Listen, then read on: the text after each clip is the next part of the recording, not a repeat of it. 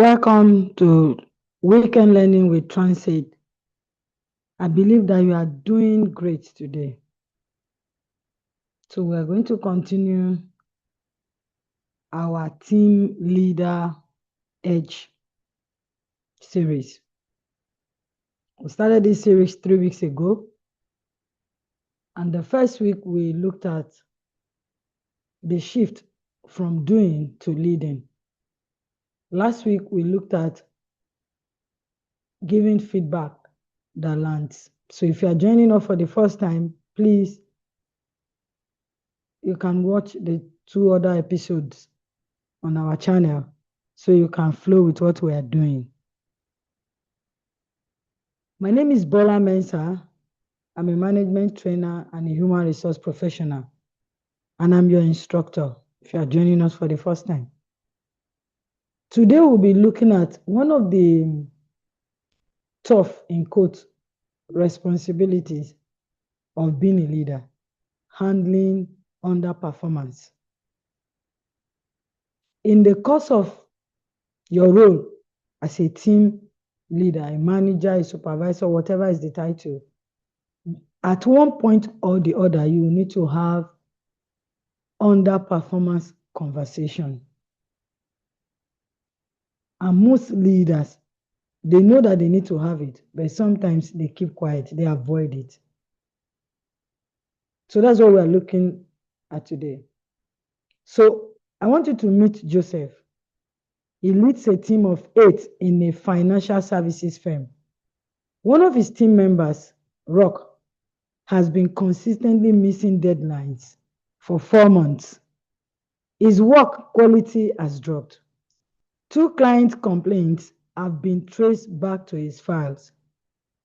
The rest of the team has started compensating for him quietly without being asked.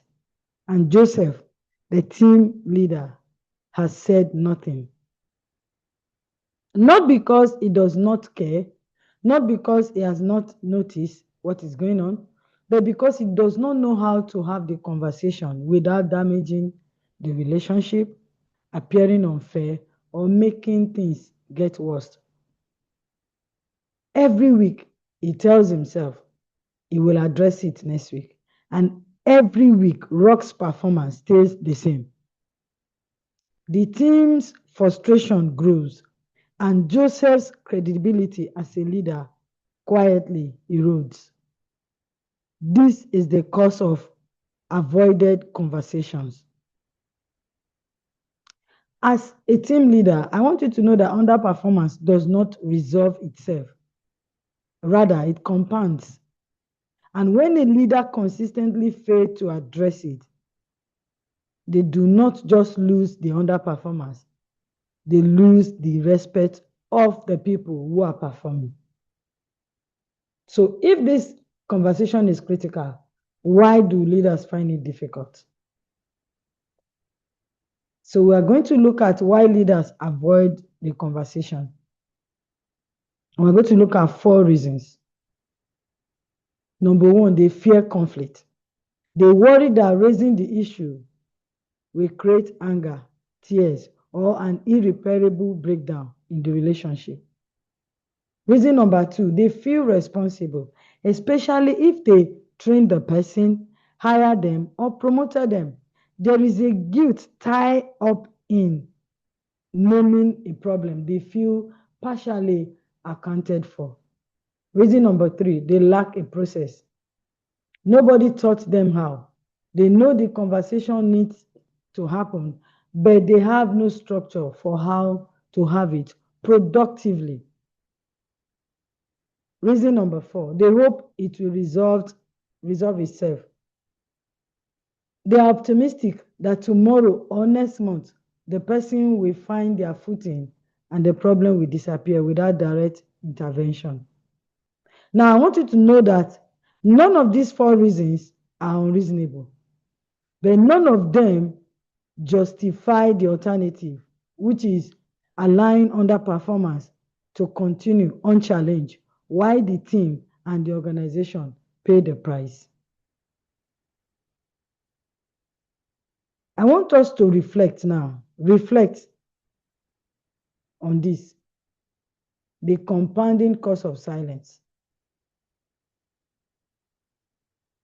So I want to ask you a question. Is there anyone on your team right now whose performance is below the standard required? Not slightly below, significantly below, in a way that is affecting the team, the work, the client, or your organization's outcome? If yes, how long has it been going on? And what has the cost be? Not just to the organization, to the team members who are covering for the person, to your own credibility as a leader. The longer an underperformance conversation is avoided, the harder and more consequential it becomes. It will affect the work, it will affect the team, it will affect you, the leader. It will affect the organization outcomes. It will affect your reputation to your clients. So having it today is always easier than having it 6 months from now.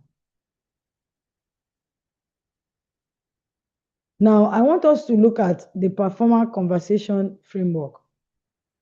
What you can use, first step, just 4 steps to make your conversation, performance conversation, honest, fair, and constructive, with the ultimate goal of improving performance.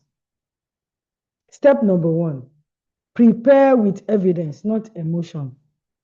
Before the conversation, document specific examples, not impressions, not what the team has been saying informally, specific instances, dates, output, standards that were missed, and the impact of it. Remember last week, SBI, the situation, the behavior, and the impact. When you do this, it will protect you, the employee, it will protect you and the employee from a conversation that becomes subjective or personal.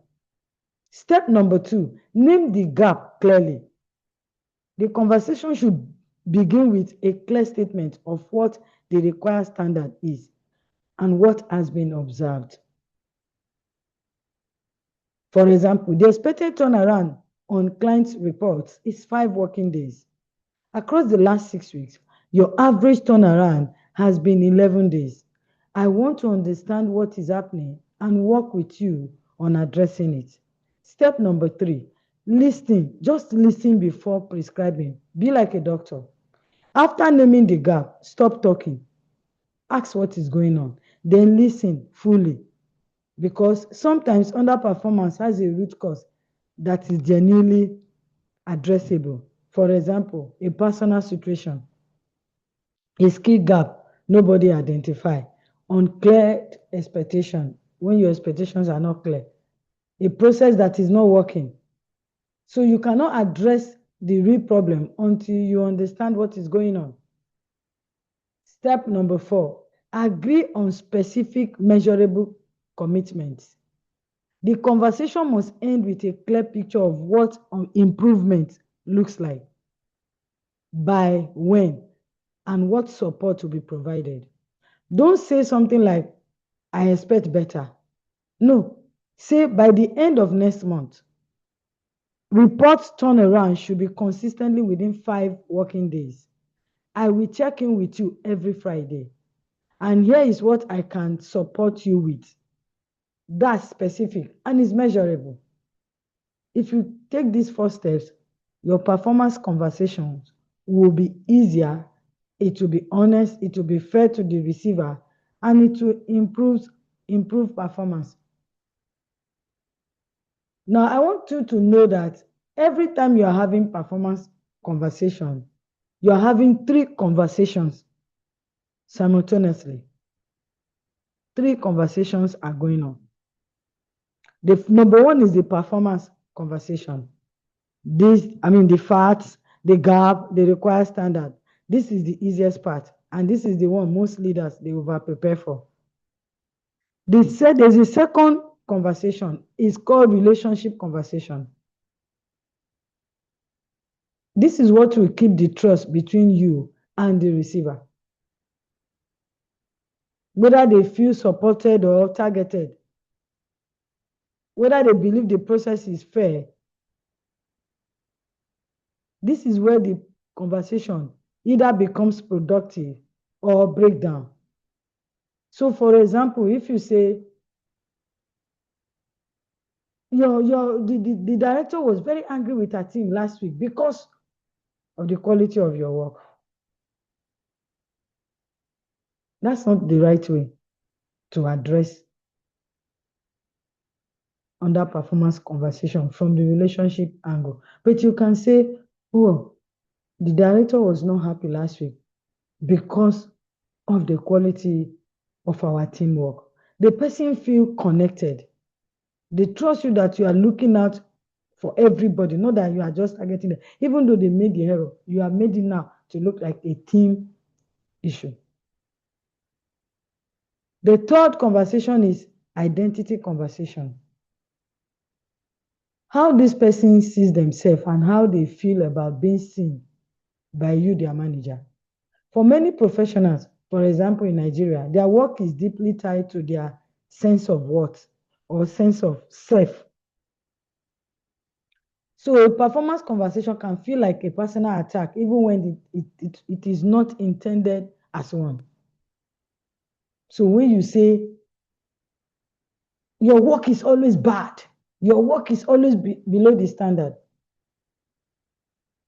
the person is hearing you condemning them, hearing they are useless to the team.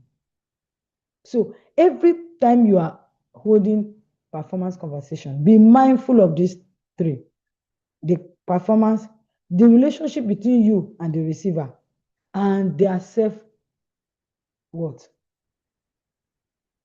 So effective leaders, they hold all three conversations at once. They are direct about the performance. They still maintain the relationship between them and the underperformance, and they address the person's dignity throughout. You don't make them feel useless, So be conscious of these three. So let's go to Joseph and Rock. After 4 months, Joseph decided to now hold the conversation. He prepared for 2 days. He documented 6 specific instances with dates and impact. He booked a private meeting, not in the open office, not at the end of a Friday afternoon. He opened with, I want to talk to you about something I have been observing over the last few weeks, and I want to understand your perspective. Then he named the pattern clearly, without any accusation. Rock was quiet for a long moment. Then he said something, Joseph and the team members, that they are not aware of. Apparently, Rock's father has been sick for 4 months and he has been traveling every weekend. So he was working on a very little sleep, which was not known to anybody because he didn't want to come across as being unable to cope. So what did he do? He worked with him to create a temporary adjusted schedule for 6 months while his father stabilized. He redistributed 2 of his least critical assignments. He checked in every Friday. 8 weeks later, Rock's performance has returned to its previous standard, and his loyalty to Joseph as the leader had deepened in a way that no performance management process or training could have created. So the conversation he avoided for 4 months just took him 20 minutes and everything changed. So now I want you to know that not every underperformance story ends this way. Some conversation may reveal a skill gap, so you need to train the person. Some may reveal a wrong fit. The person is not fit for the job, which will eventually lead to a different conversation. So it's not all underperformance conversation that ends like this. So when the conversation does not work, what do? You move. This is the harder conversation now. You must have it. So what do? First, be honest with yourself about whether you have provided genuine support or you just talked about it with the team member who is underperforming. Number two, involve HR or whoever is in charge of your people's function. Document everything. This will protect you, the employee, and the organization. Number three, this is the harder conversation. After you have done everything and you can see that this role is not fit for the person, I want you to know that sometimes the most compassionate thing a leader can do is to be honest that this is not working and help the person transition to something better suited to them. That conversation is hard, but you must do it. Because leaving someone in a role they are failing in indefinitely in the hope that things will change is not kindness, it is avoidance with consequences. So you must also hold that harder conversation to help the person transition to a role that is better suited for them. So what are our key takeaways for today? Underperformance does not resolve itself. Rather, it will compound. When you as a leader fail consistently to address it, you do not only lose the underperformer, you lose the respect of the people who are performing. So prepare with evidence, not emotion. Name the gap clearly. Listen before prescribing. Agree on specific, measurable commitments. Every performance conversation is 3 conversations at once: performance, relationship, and identity. Be conscious of the 3 of them. And the conversation you have avoided for months will almost always take less than 30 minutes, like we saw between Joseph and Rock. And it will produce more change than another month of silence. So what are the steps I want you to take this week to put this to work? If there's anyone on your team whose performance you have not addressed, this is your week. Don't script the entire conversation. Just 3 things. One specific example with a date and a measurable impact. A clear statement of the required standard. And one open question to ask after naming the gap so that the person can talk. Book the meeting, book it, have it privately, listen more than you speak, and commit to a follow-up date before you leave the room. If you put this to work, your performance conversation will be better and it will improve performance. Next week, we'll be looking at running meetings that matter. How to lead meetings that actually produce decisions, not just discussion. Please share with others and also subscribe so that you don't miss out on any of our upcoming exciting episodes. Thank you very much for your time.